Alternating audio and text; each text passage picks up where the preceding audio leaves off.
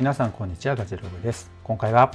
こちらですね、サウンドピーツミニプロ HS というね、完全ワイヤレスイヤホンの開封レビューを行ってみたいと思います。こちらの商品はサウンドピーツさんの方からサンプル品を送っていただいたものになります。パッケージめちゃめちゃかっこいいんですけども、ハイレゾオーディオにも対応しているようですし、LDAC のコーディックにも対応しています。そしてハイブリッドアクティブノイズキャンセレーションにも対応しています。そして 10mm のダイナミックドライバーにも対応していることが分かります。いろいろね、ちょっと試してみたいと思いますけども、これからね、開封の方を行ってみたいと思います。それでは早速本日も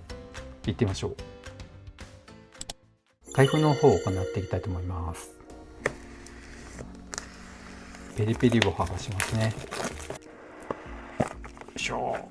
まず本体が入っています。そしてイヤーピースもちゃんとね入っていますね。また USB-C の充電ケーブルも付属しています。アプリの案内が入っていました。サウンドピーツというアプリをダウンロードするとワイヤレスイヤホンのコントロールができるようです。そして取扱説明書になりますね。操作方法など分かるようになっています。当然ながら日本語にも対応していますので親切な設計になっています。めちゃめちゃこのしっとりとしたケースいいですね。しかもちょっとラメがかっているデザインになっていまして、この黒地にゴールドの吹きかけがされている感じなんですよね。これがすごくおしゃれな感じが出ています。重さを測ってみたいと思いますけども 37.9g になっています。これはね全部イヤホンも中身入っている状態ですね。そしてね参考までにこのサウンドピーツの True Air 2というワイヤレスイヤホンもありますので、どれぐらいの重さかを測ってみたいと思います。34.6g になりますね。サイズ感どんな感じかなんですが、こちらに今 iPhone8 がありまして、このようなサイズ感になっています。いかがでしょうか。これ正面から見たところになりますけど、いかに小さいかっていうのがわかるのではないでしょうか。そして手で持ってみますとこんな感じです。握るとこんな感じになります。では早速ケースの蓋を開けてみたいと思います。パカッということで、すごくコンパクトです。はい、取り出してみましたけども、絶縁のシートがねついています。ケースの中を見てみますと、中に充電の端子がついています。そして今ね取り出してみましたけども、あまり磁石の吸着が強くないので比較的ね取り出しはしやすい感じはします。あんまりね磁石が強いモデルになるとねケースごとね持ってかれてしまって、あとこう取り出しづらいっていうのもあるんですけど、こう絶妙なね磁石の吸着感になっています。このようにね Remove Me と書いてあって、剥がすと日本語で書いてあります。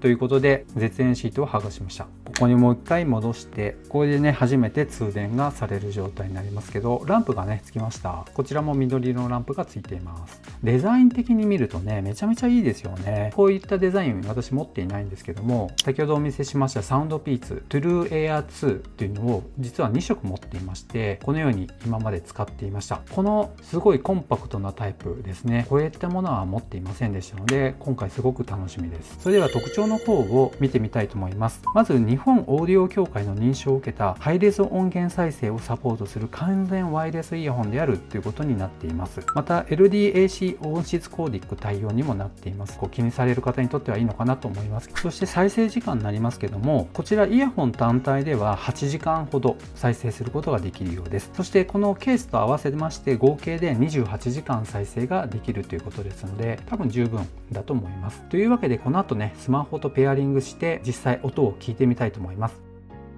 というわけでペアリングを終えていろんな曲をちょっと聞いてみました。そうしましたらね結構ねいい音を奏でてくれています。まだ開封して使い始めたばかりですので、全くエイジングがされていない状態ですので、しばらく音楽再生を続けてエイジングの方をしてみたいと思いますけども、しばらく使った上でのレビューの前に操作方法についてお伝えしたいと思います。2回タップしますと一時停止、そしてこのように再生が始まります。またですねノイズキャンセル機能も使うことができるんですけども、その場合はこの左側のイヤホンを 1.5 秒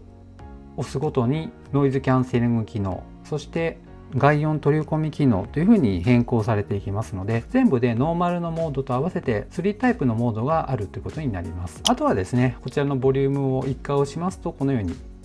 ボリュームが下がっていくことが分かりますね。そして2タップすることによって一時停止するっていうのが右側とともに同じ機能が使うことができます。そしてこちらの右側のイヤホンを連続で3回タップしますと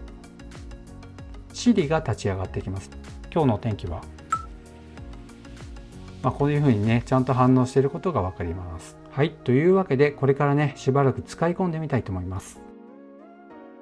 はい、あれからですね、1週間ほど使ってみました。まず装着感からお伝えしたいと思いますけども、さすがに軽いですので、本当に心地よく音楽などを聴くことができます。また密閉度も非常に高くてですね、アクティブノイズキャンセリングもしっかり機能していることが分かりました。ただこの形状ですね、なりますと、装着の向きっていうのが意外とちょっと分かりにくいっていうのは一つね、慣れるまで時間が必要かなっていうのも思いましたね。その点ですね、やっぱりこういった形状の方が耳に装着した時のね向きっていう意味ではすごく分かりやすいのかなと思います。その装着の向きに関しましては、しばらくしっくりくる形で耳に入れてからちょっと動かしたりして、この辺りが一番フィットするなっていうのを確認する必要があるのかなと思いました。そして肝心の音質になります。ここ一番重要なとこかなと思うんですけども、まずこの標準のままで抜けの良い広がりのあるサウンドを楽しむことができます。これまで使ってきましたこの True Air 2も本当に満足して使っていたんですけど、さすがにねこちらを聞いてしまうとやっぱりね進化していることがよくわかります。この True Air 2では聞こえなかった音がサウンドピーツミニプロ HS では聞くことができました。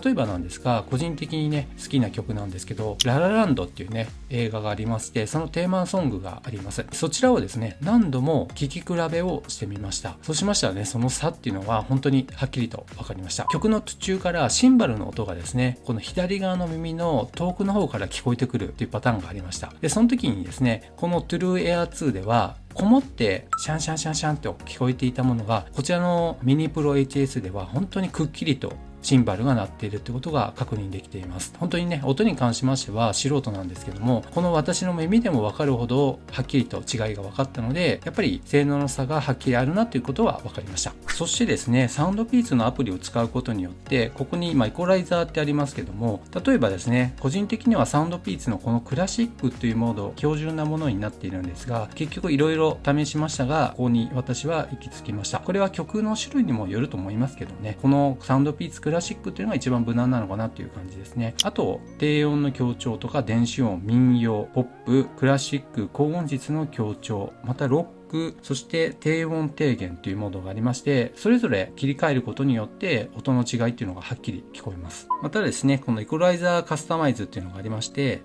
もっとね音に詳しい方にとってはこういうね調整をすることによってこのように音の変化を楽しむこともできます。そしてここですね、重要なところになりますけど、ノイズキャンセリングの機能、アクティブノイズキャンセリングモード、そして通常モード、また外音取り組みモードの3つがこちらのミニプロ HS には備わっているんですが、それぞれの違いを屋外でも試してみました。まずこのアクティブノイズキャンセリングモードになりますと、屋外でテストしますと環境音ですね、例えば周りの車の音とか雑踏の中のざわめきみたいな感じですね、そういった環境音を 80% ほどカットされているような印象を受けました。屋外で使う場合は車や自転車など気づきにくいので本当に危ないなという場面も中にはあります。ですので 80% ほど環境音がシャットアウトされてしまっていますと、そういった車とか自転車に気づきにくくなってしまいますので、できることならばこのアクティブノイズキャンセリングモードは家の中、屋内で使った方がいいのかなと思いました。そしてですね、波打ち際をねウォーキングして使ってみたんですけど、波の音はね完全に遮音することはできません。しかしながら動画で波の音を聞いているような音になっています。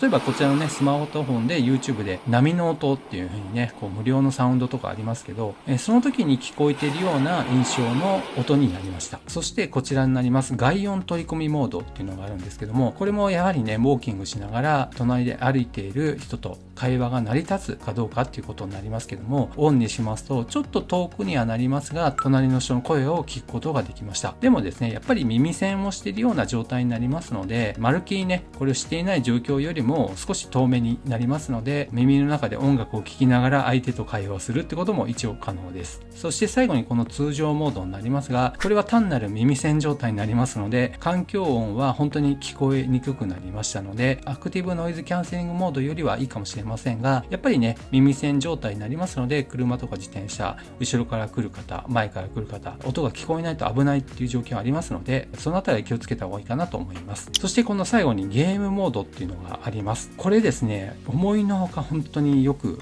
使いました。このモードを私はスマートフォンや、またパソコンを使ってゲームとかするわけではありません。動画編集で実は使ってみまして、0.1 秒単位で動画の編集っていうのをやるんですけども、その時にこのゲームモードを使わないと Bluetooth の遅延が発生しまして、これまで使ってきたワイヤレスイヤホンはその編集にはさすがに向いていませんでした。しかしながらこのゲームモードになりますと 0.1 秒単位の編集が可能になってきましたので、有線にもう 100% 近いっていうわけではありませんが、限りなく近い状況で動画編集することができました。つまり動画編集の場合はこういった声をですね 0.1 秒 0.2 秒の範囲で結構切ったりしますので、そのあたりですね、やっぱり遅延が限りなく少ないっていうのは本当に編集には役立っています。ですので結構ゆっくり話される方にとっては編集はしやすくなるのかなと思います。では最後にマイクの音質がどんな感じなのか最後にテストして終えてみたいと思います。はい、テストマイクのテスト中です。マイクのテスト中です。こちらサウンドピーツミニプロ HS のマイクを使って収録している音声となります。音質の方はいかがでしょうか？というわけで今回サウンドピーツミニプロ HS のレビューをお届けしました。なかなか音に関しましてはお伝えするのは難しいんですけど、個人的にはこれまで使ってきたワイヤレスイヤホンの中でトップクラスになっています。ですのでほとんどね、個人的には欠点がないような感じもしますね。そしてバッテリーの持ちもね、非常にいいですね。動画編集で1回あたり連続で3時間ぐらいすることもありますけども、その時に切れることもほとんどありませんでしたし、そしてこちらのケース自体にもバッテリー積んでいますので、その都度ね、こちらに戻せば最大28時間ということで、今のところね、バッテリーは消耗していませんでした。もうそろそろね、先ほどオレンジ色のランプがついていましたので、充電が必要になってくるかなという感じにはなっていますけど、1週間使ってもこちらのケースを充電することがありませんでしたので、バッテリー持ちも本当にいいなと思います。ちょっとでもね、気になったよってことであれば、概要欄にリンク貼ってありますので、ぜひそちらの方からご覧いただければと思います。では本日は以上となります。この動画が良かったよって方は高評価、そしてまだの方はぜひこの機会にチャンネル登録をお願いいたします。ではまた次の動画でお会いしましょう。さよなら。